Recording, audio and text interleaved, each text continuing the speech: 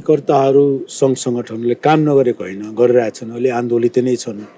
पहिला के छ भने विभिन्न लगानी 6-7वटा लगानीकर्ता सङ्गठनहरू थिए। अब अहिले आएर सबै लगानीकर्ता सङ्गठन एक भएर एकजुट भएर आफ्नो मागहरू बढाइरहेछन्। किनभने इन्डिभिजुअल रूपमा लगानीकर्ताहरू सङ्घ सङ्गठनको कुराहरू सरकारले सुनेनन्, नियामकले सुनेनन्, सेबोनले भयो, राष्ट्र ब्याङ्कले भयो, अर्थ मन्त्रालयले भयो। नसुन्दाखेरि लगानीकर्ताहरू चाहिँ यत्रो बिन्दु घटेकोले करिब 27-28% बजार घटिसक्यो र इन्डिभिजुअल स्टकको हिसाबले भन्ने हो भने तपाईँको कुनै स्टकहरूको त 40-50%सम्म घटिसक्यो। लगानीकर्ताहरू एकदम मारमा, तपाईँले भनेको एकदम जायज हो, ठिक हो, लगानीकर्ताहरू मारमा छन्। अहिले ठ्याक्कै पहिला जुन इन्टरभ्यू लिनुभयो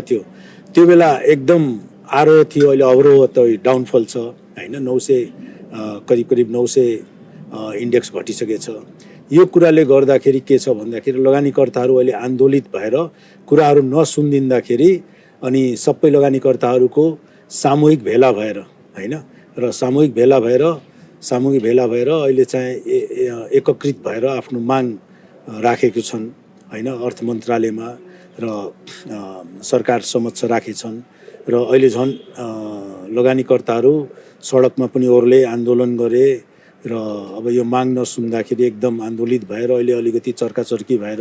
लागिरहेछन् र अगाडि बढिरहेछन् र अब तपाईँको 900 बिन्दु इन्डेक्स झर्दाखेरि लगानीकर्ताहरूलाई मर्म छँदैछ। हामी एकातिर पीडामा छौँ, एकातिर सरकारले हाम्रो कुरा सुनिरहेको छैन होइन। र यो जुहारी चलेको जस्तो होइन, सरकारसँग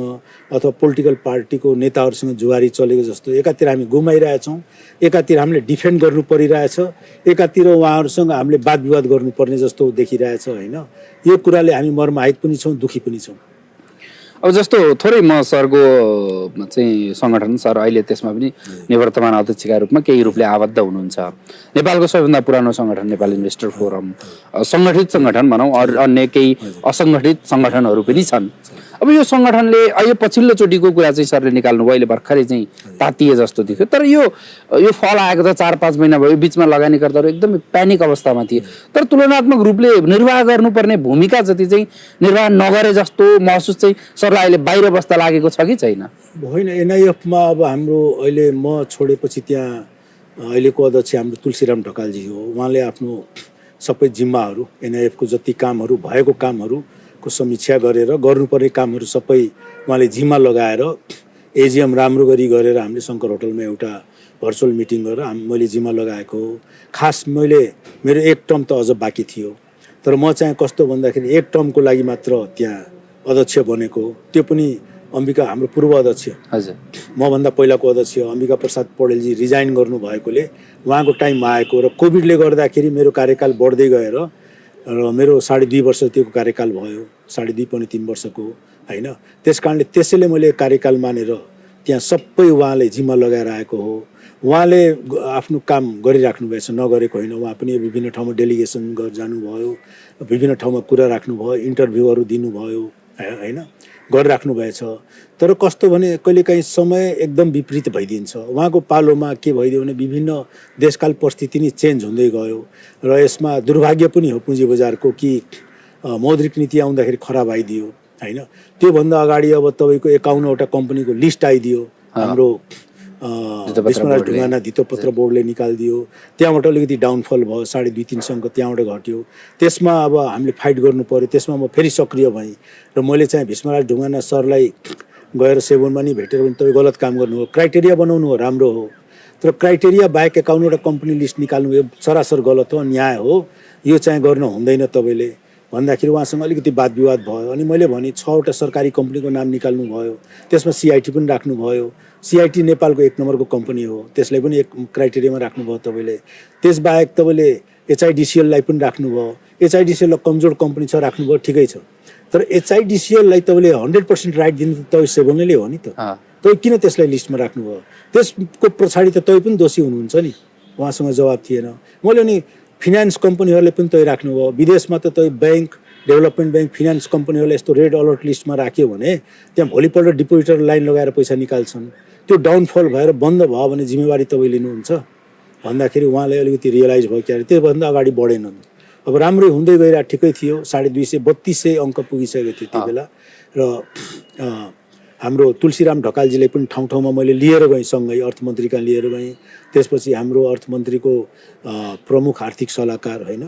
सुरेन्द्र उप्रेतीजी कहाँ लिएर गएँ हामीले गयौँ म त्यहाँ निवर्तमान अध्यक्ष हुँदाखेरि पनि उहाँ पनि जानुभयो विभिन्न मिडियाहरूमा पनि इन्टरभ्यू दिनु राम्रै काम गरिराख्नु भएछ त्यस्तो त होइन हो कहीँ चाहिँ छुट हुन्छ उहाँहरूसँग अब नयाँ नयाँ अध्यक्ष हुनुभयो होइन उहाँले अलिकति त्यति अनुभव नहोला त्यसैले म टाइममा उहाँसँग लागेर उहाँले गरिरहेको छु र अहिले अर्को सङ्गठनहरूको पनि सङ्गठन बनिरहेछ महासङ्गठनहरू त्यसमा उहाँ लागिराख्नु भएछ त्यसमा पनि म हेल्प गरिरहेको छु होइन मैले त्यसमा आफ्नो कमिटमेन्ट के दिएछु भने जति विशुद्ध लगानीकर्ताहरूको माग जुन छ होइन पुँजी बजार सम्बन्धित र लगानीकर्ताहरूको हक हित पुँजी बजार व्यवस्थित गर्न त्यो सम्बन्धित मागमा म सधैँ एक खुट्टामा उभिएर साथ दिन्छु दिनरात म टाइम दिन्छु मसँग जे सहयोग हुन्छ दिन्छु तर यो राजनीतिक मागहरू यताउता यसमा मलाई इन्ट्रेस्ट छैन म त्यस्तोमा लाग्ने मेरो आफ्नो एउटा रिजर्भेसन छ म एकदम क्लियर कट मान्छे हो हामी एउटा व्यापारी हो उद्योगी हो हामीले चाहिँ पुँजीमा लगानी गरेको हो हामी चाहिँ राजनीति व्यक्ति होइन हामी चाहिँ त्यसरी लगाउँदाखेरि यसले काउन्टर प्रोडक्टिभ हुनसक्छ हामी नेताहरूसँग अथवा पोलिटिकल पार्टीहरूसँग लागेर हामीले मनपरी बोलेर काम छैन हामीले चाहिँ पुँजी बजार सम्बन्धी प्योर माग विशुद्ध माग राख्यो भने त्यो काम हुन्छ किनभने यत्रो वर्षदेखि मैले पुँजी बजारमा गरेको माग त पुरा गराएको छु नि धेरै मागहरू होइन मेरो आफ्नो अनुभव छ त्यो अनुभवको आधारमा मैले बोलेको हामी लाग्नु हुँदैन यसरी भनेर अस्ति सङ्गठनको एउटा महासङ्गठनको पनि कार्यक्रममा गएको थिएँ मैले यही कुरा राखेको थिएँ होइन अब उहाँहरू चाहिँ पोलिटिकल पनि कुराहरू उठाएर गइराख्नु भएछ आफ्नो ठाउँमा छ उहाँहरू जायज होला मेरो इन्डिभिजुअल कुरा यो हो होइन मान्ने नमान्ने उहाँहरूको कुरा सङ्गठनमा जे मेजोरिटी हुन्छ त्यही गर्नुपर्छ तर म चाहिँ विशुद्ध मागको लागि सधैँ साथ छु किन हाम्रै माग हो त्यो अब यो थोरै सरले पनि प्रसङ्ग जोड्नुभयो धितोपत्र बोर्डको अध्यक्षको अब यो हाम्रोमा एउटा नेपालको पुँजी बजारको विकासको लागि कोसेढुङ्गाको रूपमा अगाडि ल्याइएको बुक बिल्डिङ विधि त अब यो नेप्सेको प्रमुख र धितोपत्र बोर्डका प्रमुख नै यो पहिलोचोटि गाँसमै ढुङ्गा भने जस्तै यो सर्वोत्तम सिमेन्टको काण्डमा मुछिएर उहाँले पद नै गुमाउनु पर्यो अब उहाँहरूको पद गुमेर जाँदै गर्दाखेरि अब बुक बिल्डिङ विधि के हुने भन्ने कुरा चाहिँ प्रश्नवाचक चिन्ह नै रह्यो अब यो बुक बिल्डिङ विधि नआउने हो भने नेपालका रियल सेक्टरका कम्पनीहरू पुँजी बजारमा आउने सम्भावना चाहिँ देखिँदैन अब यो तपाईँको अनुभवले अब यो बुक बिल्डिङ विधि नै गलत हो कि हाम्रोमा त्यसलाई प्रयोग नै गलत गरियो कि यसमा के हो यो बुक बिल्डिङ विधि आवश्यक देख्नुहुन्छ कि हुन्न प्रिन्सिपली बुक बिल्डिङ विधि छन् एकदम राम्रो हामीसँग पनि सल्लाहहरू सुझावहरू लिएर टाइममा हामी त्यहाँ सेवनमा गएर हामी पनि सल्लाह सुझाव दिएका थियौँ त्यही अनुरूप भइरहेको थियो हामीले नि लगानीकर्ताहरूले मार्केटमा आउँदाखेरि जति एउटा मूल्य निर्धारण हुन्छ त्यसको 10% डिस्काउन्ट दिनुहोस् लगानीकर्ताहरूलाई भनेर हामीले सबै गराएको हो अब गराउँदाखेरि तपाईँले भने जस्तै पहिलो गाँसमा ढुङ्गा होइन नियम नीति त बन्यो तर त्यो नियम नीतिहरूभित्र हेर्ने हो भने त्यो कम्प्लिट थिएन त्यो अहिले पनि सेवनले यो सर्वोत्तम काण्ड नभए पनि लिएर आउने स्थितिमा थिएन त्यो किनभने त्यहाँ विभिन्न कुराहरू जुन एउटा कम्प्लिट गर्नुपर्ने त्यो भएछैन नेप्सेले कन्फिडेन्टमा लिएकै छैनन् उहाँहरूले होइन नेप्सेलाई पनि लिनु पर्यो कन्फिडेन्टमा र विधि पुऱ्याउनु पर्यो त्यो विधि पुऱ्याएका थिएनन् अब सर्वोत्तम काण्डमा तपाईँको जुन एउटा हाम्रो सेवनको अध्यक्षज्यूले जुन गर्नुभयो होइन छोरीको नाममा सेयर लिनुभयो उता तपाईँको कार्यप्रमुख सिओ अब आफ्नो श्रीमतीको नाममा लिनुभयो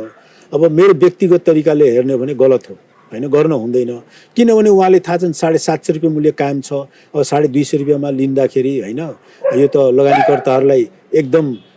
धाँधली नै हो नि होइन राम्रो होइन भन्दाखेरि हामीले यो आवाज उठाएछौँ उहाँले भन्न पनि भनेछौँ र यो कुराले गर्दाखेरि विवादित भयो आखिरमा उहाँहरूले पद गुमाउनु पर्यो होइन र उहाँहरू चाहिँ छोडेर जानुभयो दुःखद लाग्दो कुरा हो यो भनेको उहाँहरू त छोड्नु भयो जानुभयो अब अदालतमा केस छ होइन अब जे होला त्यो बेग्लै कुरा हो तर यसले डाइरेक्टली पुँजी बजारले मार पर्यो नि लगानीकर्ताहरूले मार पर्यो नि अब तपाईँको बुक बिल्डिङ कुरा पनि ओझलमा पर्यो नि त होइन अब अहिले आजको दिनमा आएर तपाईँको 250 रुपियाँ 750 रुपियाँमा त्यो सर्वोत्तमको कसरी लिएर आउने त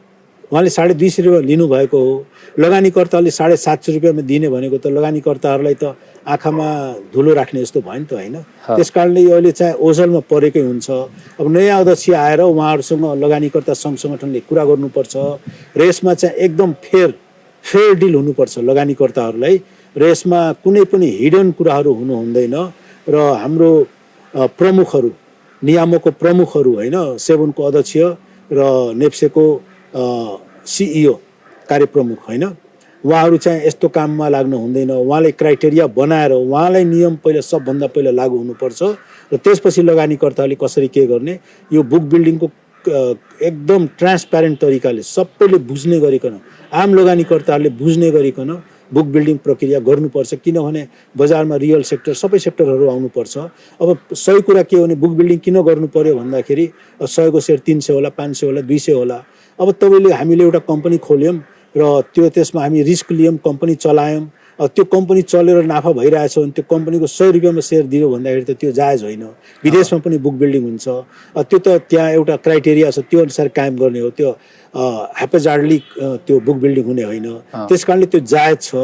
तर त्यो ट्रान्सप्यारेन्ट हुनुपर्छ र त्यसमा जो बुक बिल्डिङमा जुन प्राइस डिटर्मिनेसनहरू गर्छन् त्यो एकदम ट्रान्सप्यारेन्ट, लगानीकर्ताले एक एक स्टेपको जानकारी दिँदै लानुपर्छ। ट्रान्सप्यारेन्ट बनायो भने बिस्तारै बुक बिल्डिङ चाहिँ नेपालमा सफल हुन्छ र यो रियल सेक्टरहरू सबै आउँछन् र पुँजी बजार अझ व्यवस्थित, विकसित र रियल मायनेमा पुँजी बजारको एउटा टेवा पुग्छ, राम्रो हुन्छ।